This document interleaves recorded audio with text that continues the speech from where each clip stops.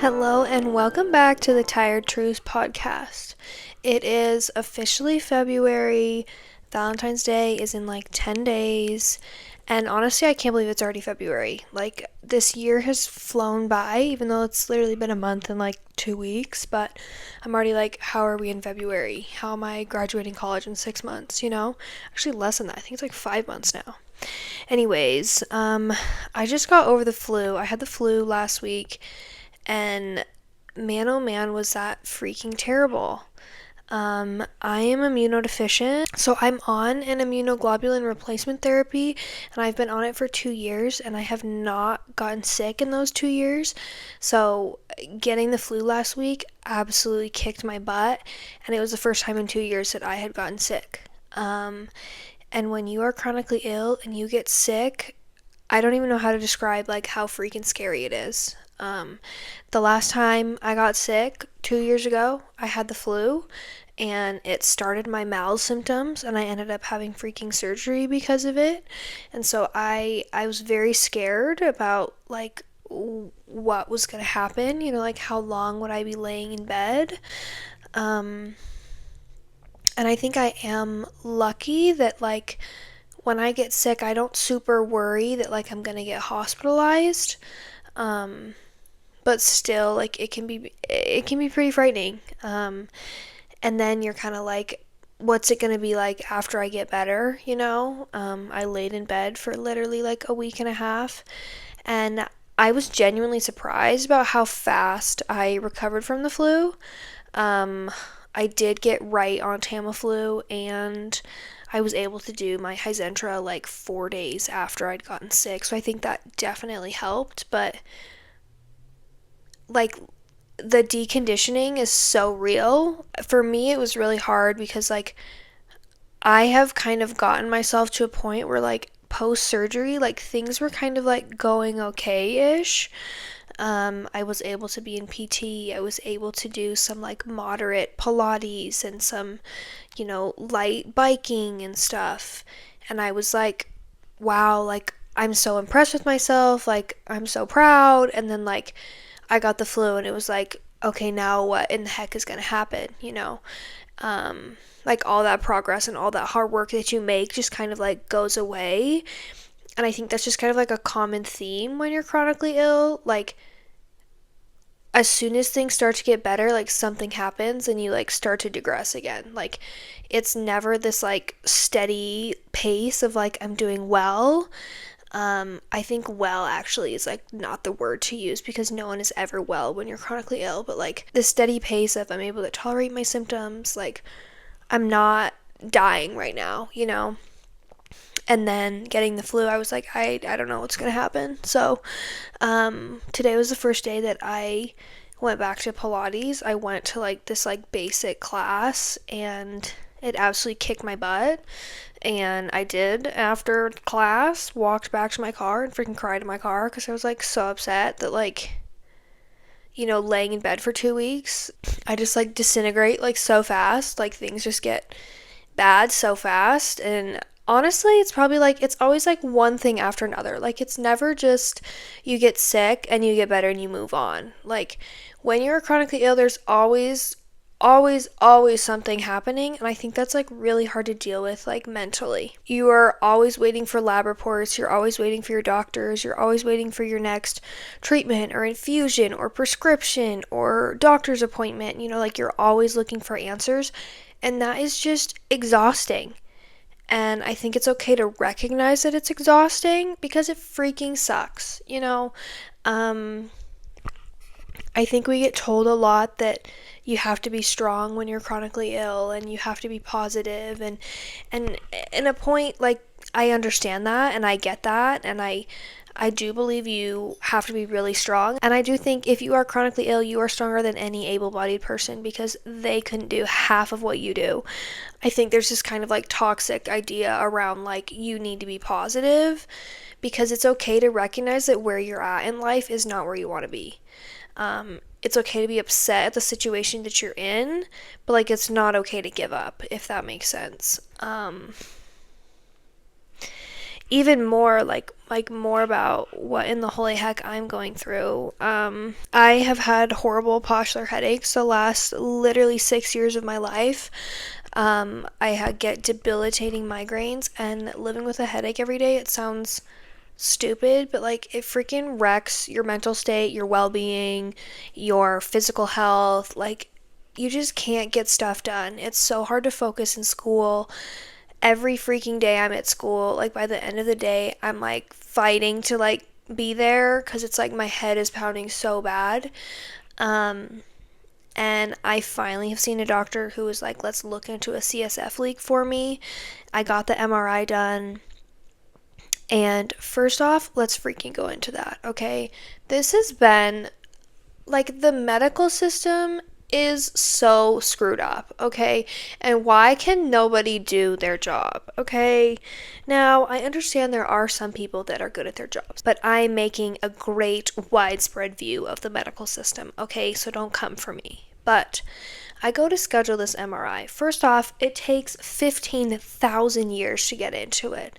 And they're like, here's your one appointment that you can have. And if you can't do this appointment, you're going to have to wait 6 months for another one, you know? So you're like, okay, I guess I'll rearrange my entire schedule and I guess I'll figure out a way to come to this, you know? Because they're looking for a CSF leak, they wanted a scan of my brain, my C-spine, my T-spine, and my lumbar. Like your whole spine, your neck, and your head, okay? And they go, well, we actually can't. No. I scheduled it online. And when I scheduled it, I was like, I don't know if that scheduled the other two scans. Like, let me make sure. So I went and I called them. I like called the radiology department. It was like, hey, like, I just want to make sure all 3 orders were put into one and I can schedule all 3 at the same time, like, so I can get it all done at once. And they were like, oh yeah, you totally did that. Uh-huh. So I was like, great. Show up to the appointment. I get in the freaking tube and it starts going and I'm like, wait, I don't have an IV in. Wait, this is supposed to have contrast. So, you know, you're sitting there in like this tiny freaking box and you're talking to no one, you know, and you're like, I thought this was supposed to be with contrast. And she like comes in and she's like, what do you mean? We're just doing your T-spine. I'm like, what do you mean you're just doing the middle of my spine? I was like, are you kidding? So that alone like really pissed me off, and I don't know why, it just like really set me off. And I was literally in the MRI machine bawling my eyes out, like as it's like going, as it's like you know, doing that, and I'm like tears streaming down my face trying not to move. So that was a great experience. I don't know really why that pissed me off so much. I just think I try so hard to get things right because I like to spend as little time at the doctor as I can, because it's an overwhelming amount of time that is spent in my life going to freaking doctor's appointments. And so I don't know, it just like really, really upset me, but I got over it and I ended up scheduling the other 2. Went in to go get that done like 2 weeks later, and they're doing the scans, and I'm like, there's no freaking way they're doing this right, okay? Because my doctor, like, had all this crazy protocol in it, okay? It wasn't just like this basic scan, like, they wanted to look at all these things, so they were like, it's gonna take like 3 hours. And I'm sitting in there, and like, I can kind of tell, and I'm like, I haven't been in here that long, and then they come in and they give me the contrast. And I'm like, am I almost done? And she's like, yeah, you have like 4 minutes left. And I was like, I've been here like an hour. Like, what do you mean?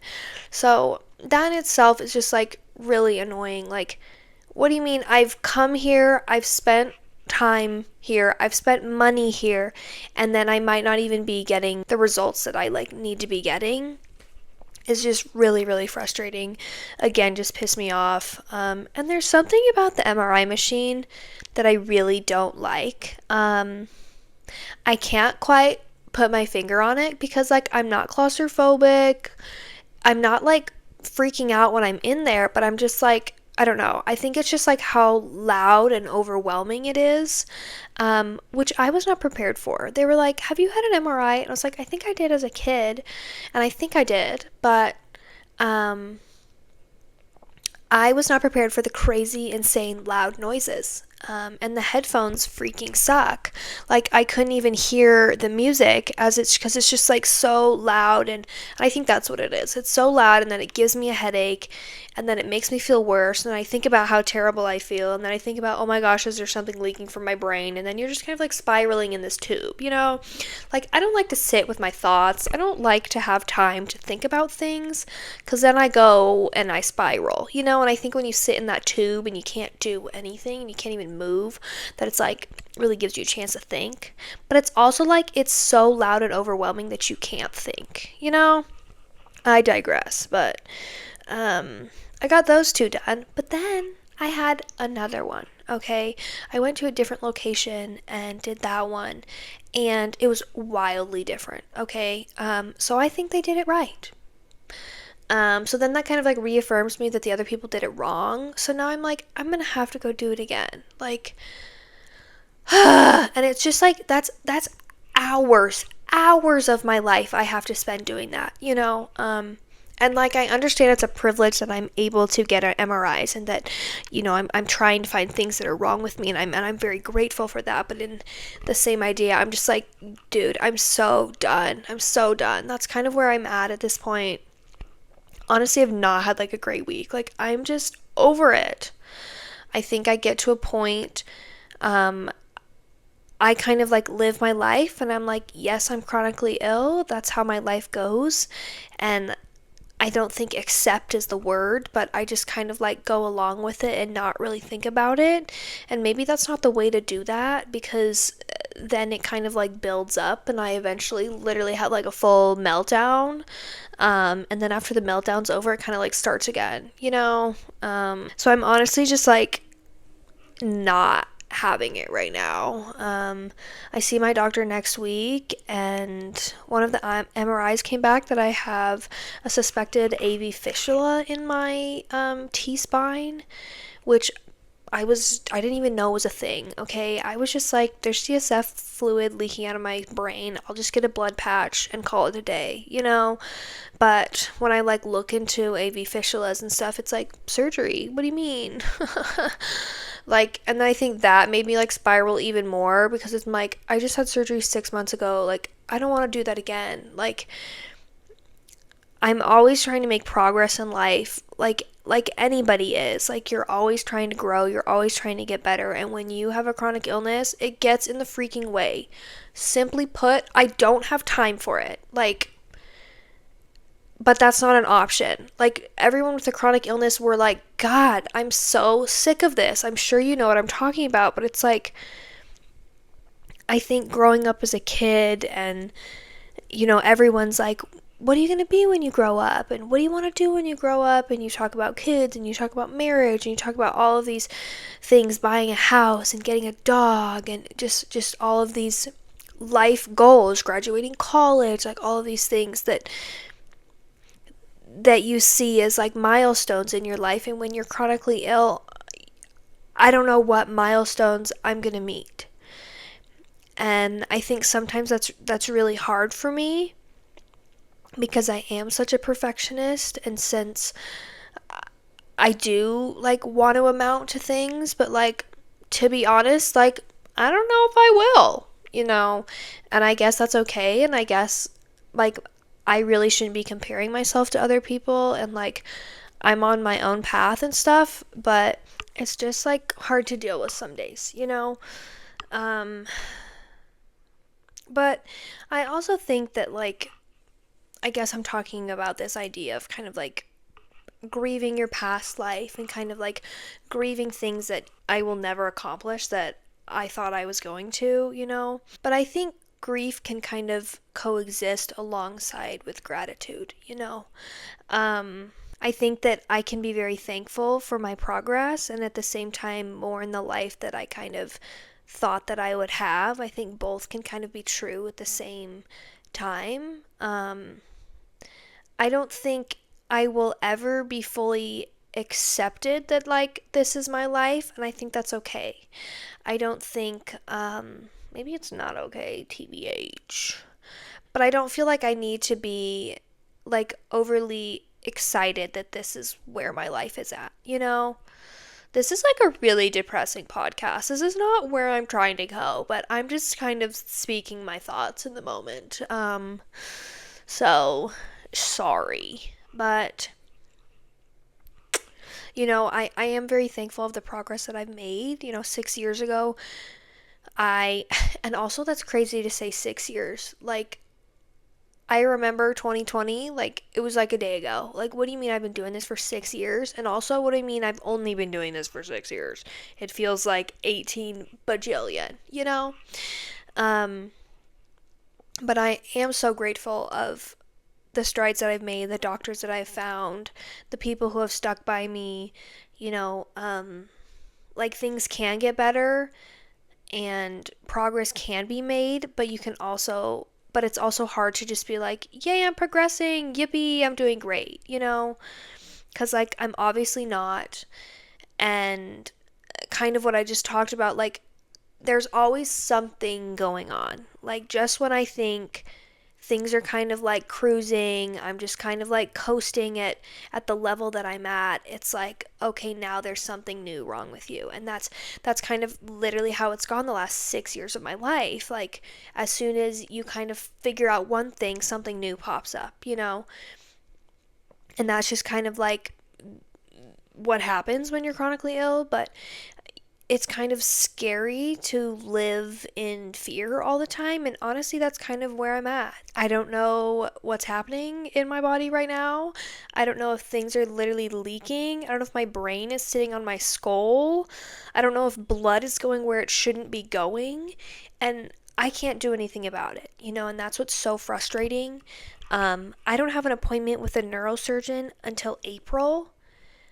And if I seriously have an AV fistula, it's like that's causing possible, like, permanent nerve damage, that it's like our medical system sucks.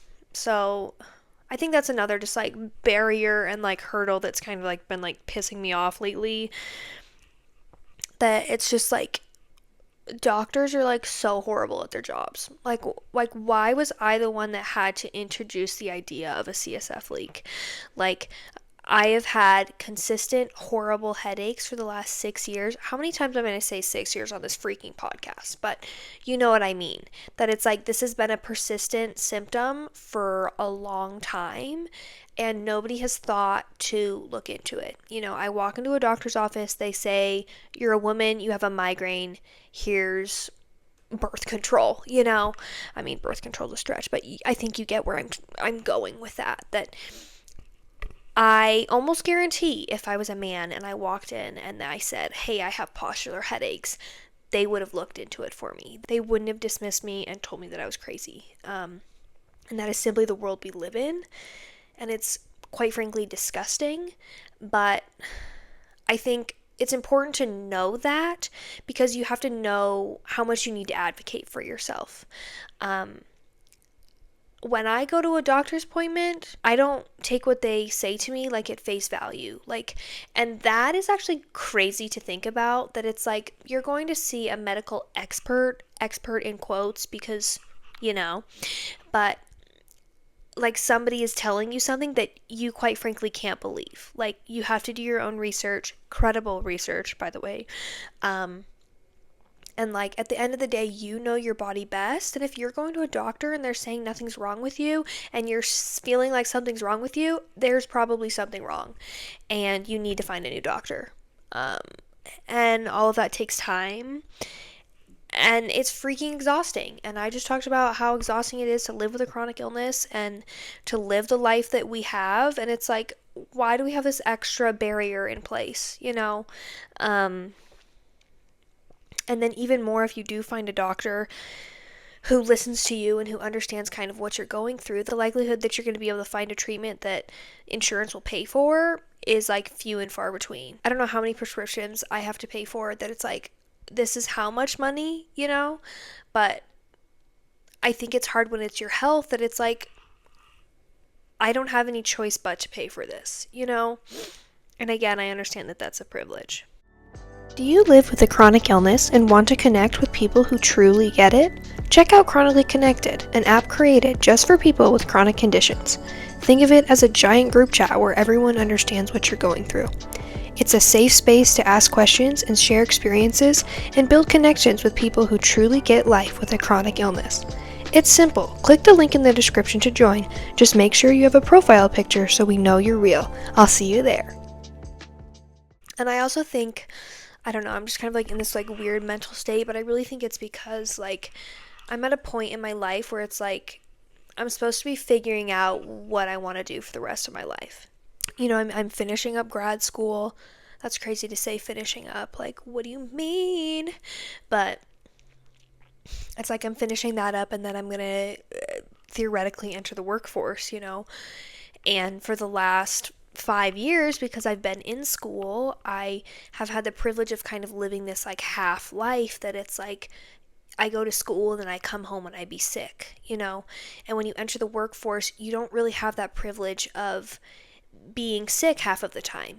When you're working 40 hours a week, you don't have the privilege of laying in bed between classes or just simply not showing up because you don't feel good. And so I think about that and how I'm going to have to handle that and am I going to be able to work full time and what does that look like and where can I find remote jobs and how do I address accommodations with an employer and stuff like that, bro, there's a huge leaf in you. Did you know that? That it's just like so many things to think about that the average person doesn't have to think about. And I think that makes looking for jobs even harder. I also don't really know how to address that. Like, I'm not going to go to an interview and be like, hey guys, please hire me. Also, I'm very ill. And there's a lot of the days I'm incredibly sick. That's just like, doesn't look good. But at the same time, I can't get into a job that is not willing to give me accommodations. So it's just like difficult things to think about. And again, you have people around you who are like, what are you going to do? Where are you going to apply? Like, aren't you so excited? And it's just like, quite honestly, no, I'm not. Like, there's so much happening in my life right now that I'm like, I don't want to handle another thing. I'm currently coaching volleyball, don't know how. Um, and there's just like a lot of drama that comes along with coaching teenage girls.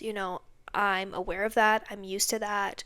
I'm used to parent complaints and all kinds of things that happens when you're coaching sports. And this week, it just kind of like really hit me that it's like, why am I putting myself through all of this stress? Like, I'm trying to get my master's degree, and that's like my main priority, along with my health, obviously. And it's like, I chose to coach volleyball because it feeds my soul, because it makes me happy, because I love the sport. And what's happening right now isn't giving me that joy. And quite frankly, it's doing the opposite and putting stress on me and hurting my body, literally.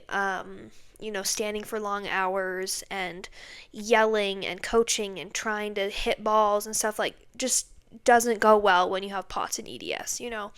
Like, I'm constantly in pain, and it used to be like it was worth it for me and I knew kind of how to like balance it, and now it's like I don't know if it's worth it. I don't know if it's just because this week hasn't been great, just because I don't know what's happening with my body and stuff, but I just don't know what to do, is honestly where I'm at. I don't know what to do with my life. I don't know.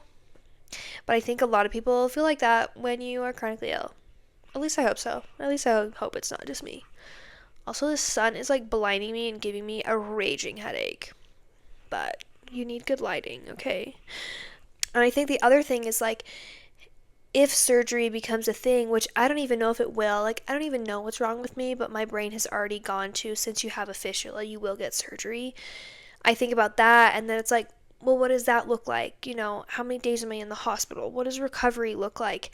And that ruins this timeline that you've put in place in your brain.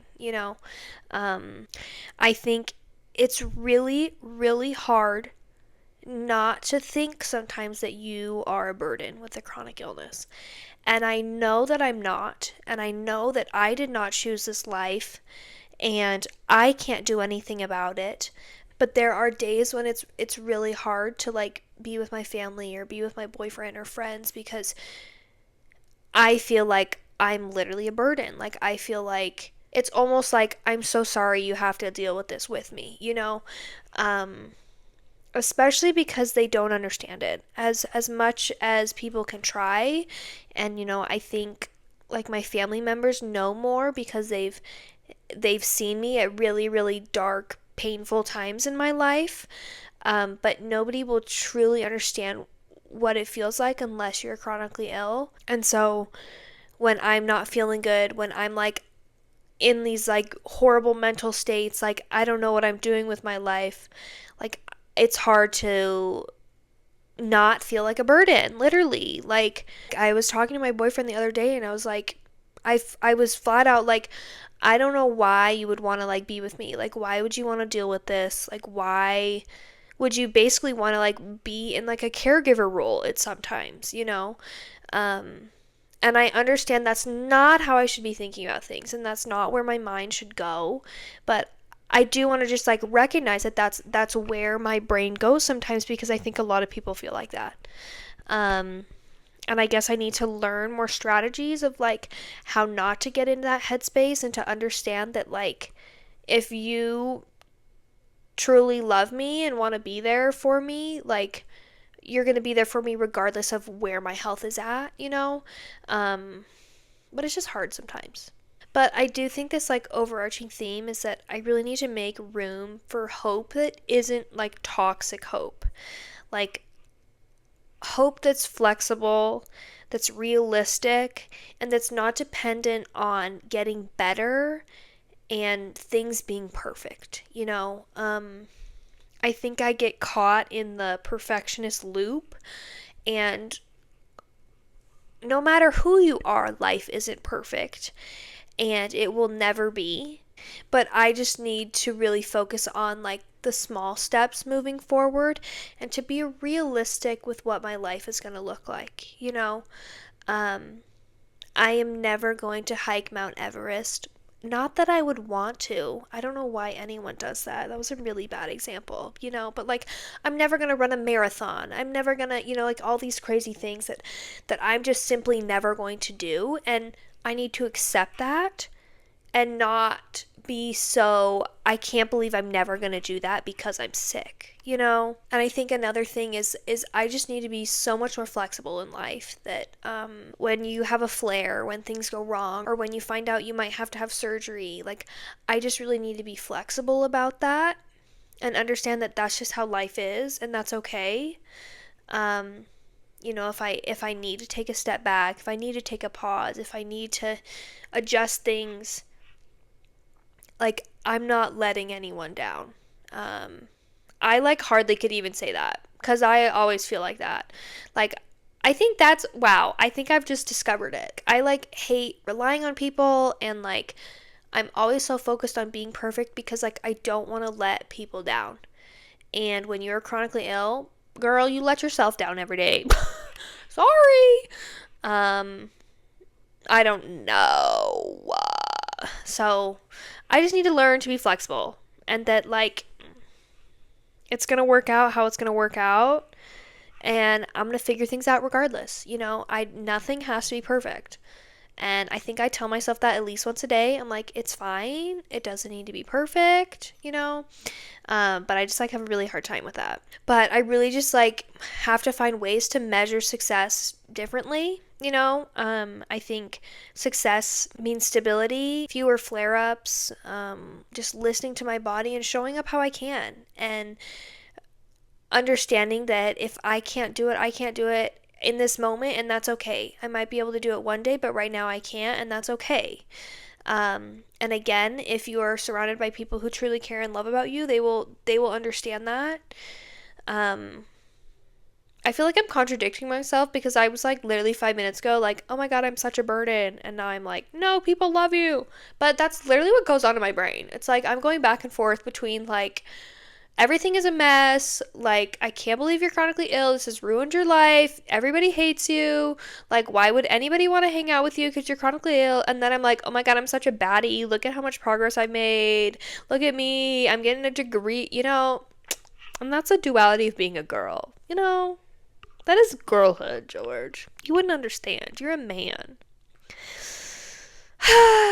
Anyways, wherever you are at in life, know that it is okay. Know that progress is not linear and sometimes things get really bad before they get better.